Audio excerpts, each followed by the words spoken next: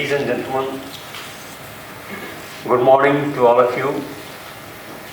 It's my privilege to welcome you all to this seminar organized by Batra and Company, with which I am associated for the last 17 years.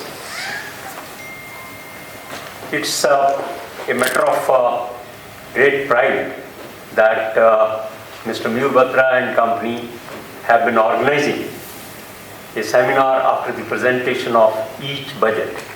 This year, as you know, there was first an interim budget which was presented in February, and thereafter now we have the regular, or I should say more comprehensive budget which has been presented in Parliament on 5th July 2019.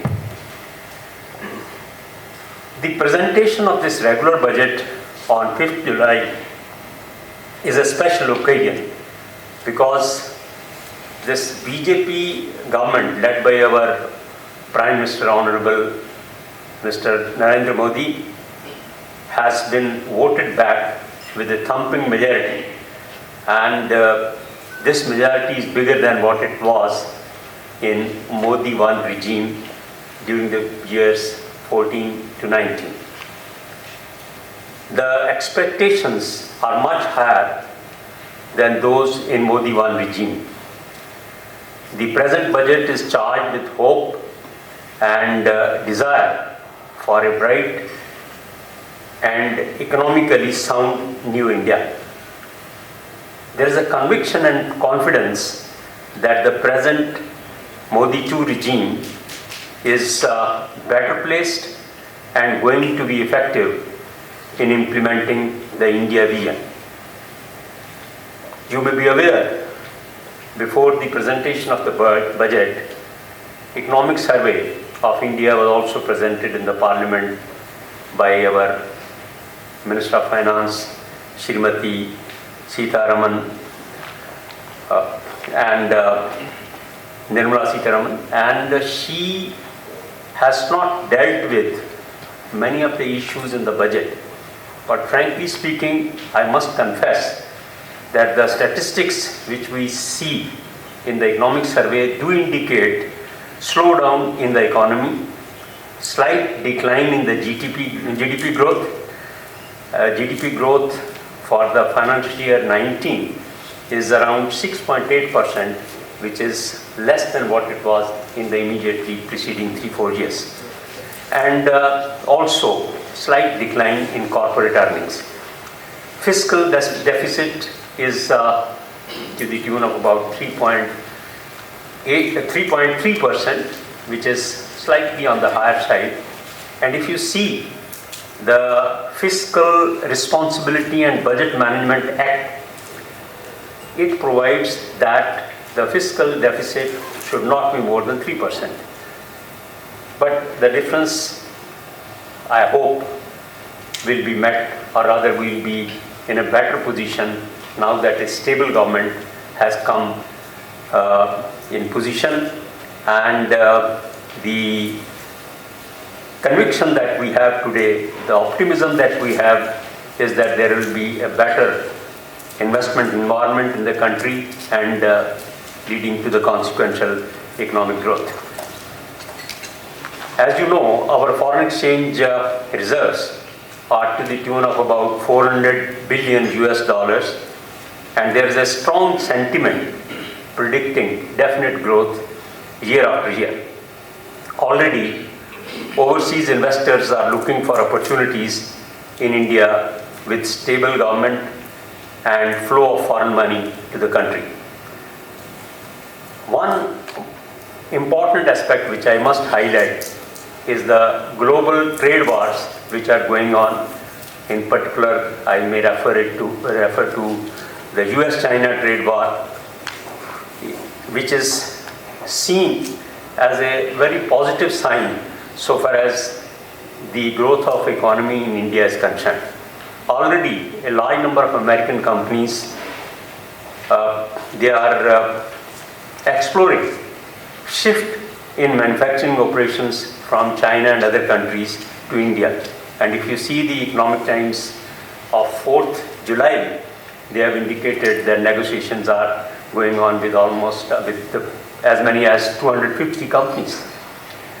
Now, if we see the trend, we can say that after the meeting of the US President Donald Trump with our Indian Prime Minister Narendra Modi, the present political atmosphere, the stability in the government, the democratic structure that we have, and the economic policies which we have highlighted in the budget 2019, they are make India perhaps one of the biggest beneficiaries of the ongoing global trade wars.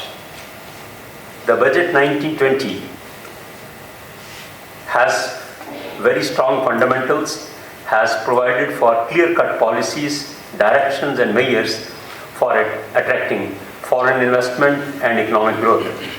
You are aware, Indian economy was approximately US dollar 1.85 trillion when the Modi I government was formed in the year 2014. Today, it has reached US dollar 2.7 trillion, and it is expected that to reach or to touch US dollar 3 trillion by the end of the fiscal year.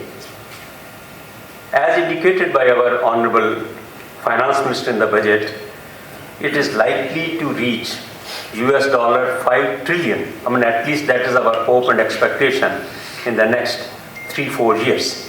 For achieving this target, the budget speech has referred not only to the interim budget, but also the proposals in the full-fledged budget presented on 5th July.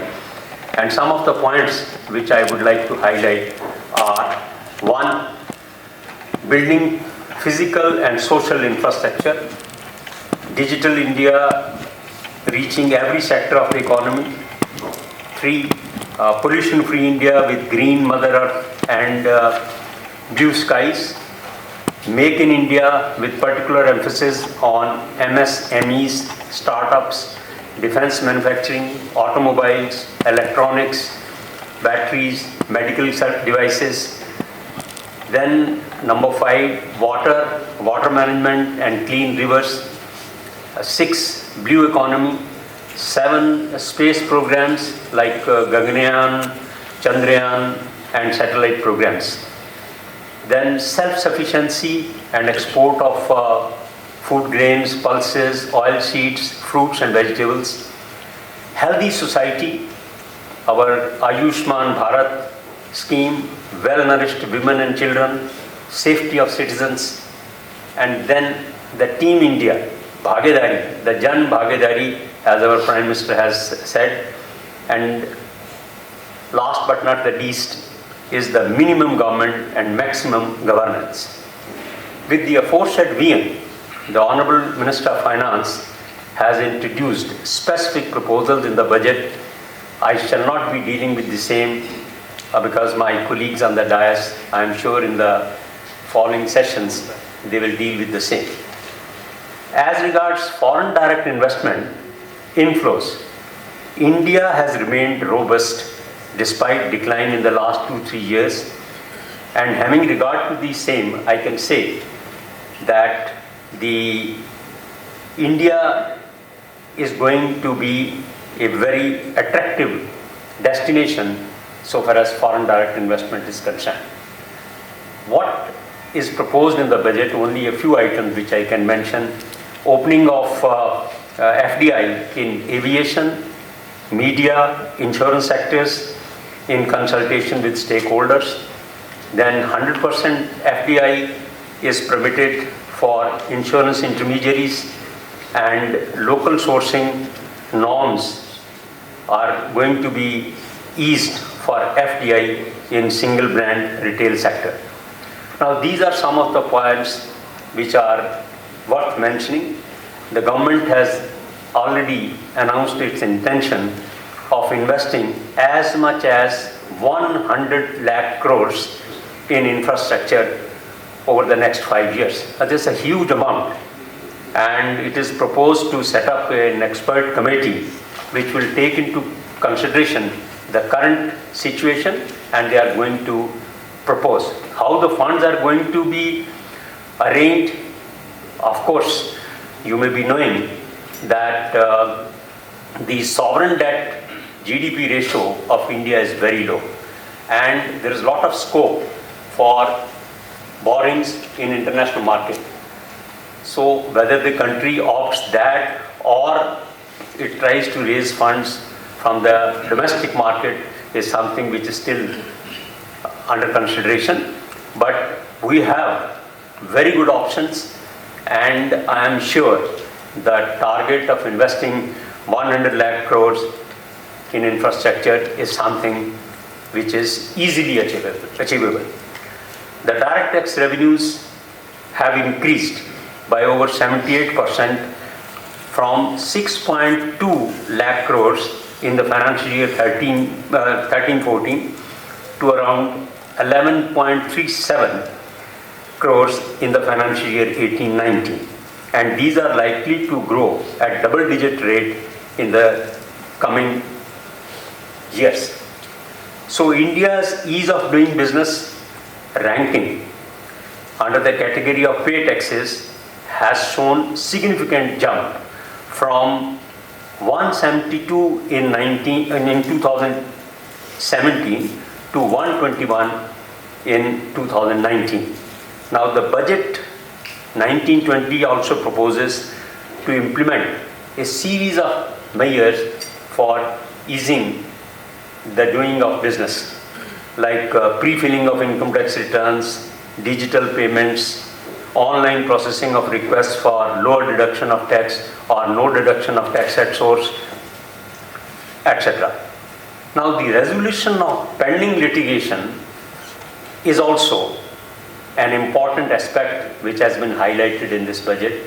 As you may be aware, a lot of pre-GST regime litigations are pending which are taking time. So they have carved out a scheme that is called a Legacy Dispute Resolution Scheme for quick closure or settlement of the pre-GST regime disputes once for all. So that's a great occasion for those who are having pending litigation with the department. The scheme is yet to be fully explained, so we are waiting for that. Now, the budget provides for capital infusion in public sector, banks to boost credit, and they have already provided for about 74,000 crores. Besides that, there is a proposal to give boost to electric vehicles, affordable housing up to 45 lakhs value, then measures to deepen bond markets, relief for startups, and strategic disinvestment in public sector enterprises, direct tax incentives for International Fiscal Services Center. These are some of the areas which have been highlighted, and I am sure these are going to be of great help in the economic growth of the country. To sum up, the budget 2019-20 has struck all the right cards by addressing the pain points in the economy. It addresses the basic structural issues and objectives to pave the way for the next 5 years to build a stronger Indian economy. The government is determined to take India to the height that it richly deserves. I strongly believe, and with my experience in the budget division of the country for almost 5 years, I can say that under the leadership of the present Prime Minister and the Finance Minister, India shall achieve the set goals. With these words, I would leave it to my colleagues to deal with these specific proposals. Thank you.